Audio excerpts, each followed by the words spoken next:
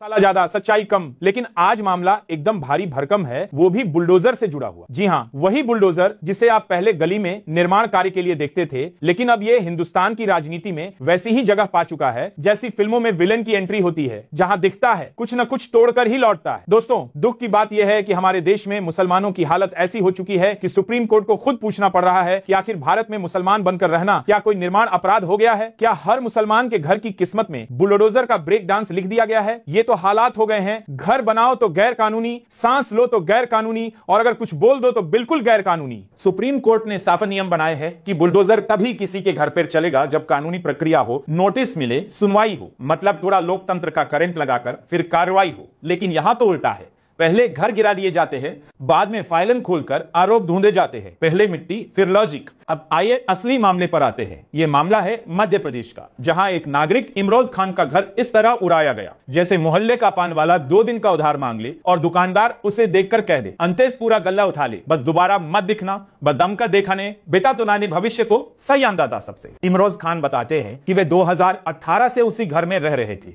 घर पक्का था लेकिन आरोप कच्चा। धर्म परिवर्तन का एक ऐसा केस जिसमें सबूत कम और कहानियां ज्यादा होती हैं। बिना किसी अदालत के फैसले के उनके घर पर ठप्पा लगा दिया गया। अवैध निर्माण, यानी इंसानों को जेल में नहीं, घरों को बुलडोजर के नीचे डालकर सजा दी जा रही है।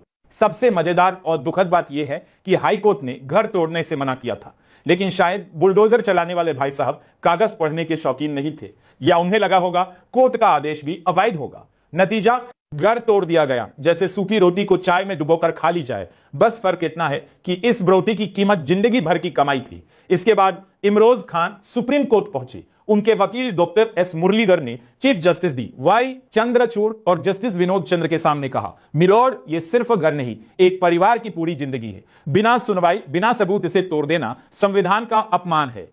अदालत भी चौंक गई, ये कैसे हो गया? यही वो चीफ जस्टिस हैं जिन्होंने एक कार्यक्रम में कहा था, घर गिराना न्याय नहीं अन्याय है। मतलब सुप्रीम कोर्ट भी समझ गया है कि आजकल बुलडोजर कानून की किताब नहीं, टीआरपी पढ़कर चलता है। लेकिन सवाल यह है कि जो घर टूटते हैं उनके मालिक कहा जाए, उनका दर्द कौन समझे? आम आदमी के लिए घर सिर्फ दीवारें नहीं होता, उसकी उम्मीद, उसका सपना, उसकी पूरी कमाई होता है। उसे एक झूठे केस पर उड़ा देना ये किसी भी सरकार का काम नहीं। ये तो ऐसा है जैसे वादा किसी और से करो और गुस्सा किसी और पर उतारो। और जब घर टूट जाता है तब आवाज आती है अवैध था। तो सवाल है, अगर अवैध था, नोटिस कहां, सुनवाई कहां, सबूत कहां, या फिर बस मुसलमान लिखा दिखा और बाकी सब मिट्टी में मिला दिया? हम सुप्रीम कोर्ट से हाथ जोड़कर यही विनती करते हैं कि ऐसे मामलों में शामिल अधिकारियों पर कड़ी कार्रवाई हो, वरना बुलडोजर न्याय का प्रतीक नहीं, राजनीति का खिलौना बनकर रह जाएगा। और याद रखिए, लोकतंत्र तब नहीं टूटता जब दीवार गिरती है। बड़े क्यालिग्री थे, ना कि जब कानून कमजोर पड़ता है। दोस्तों,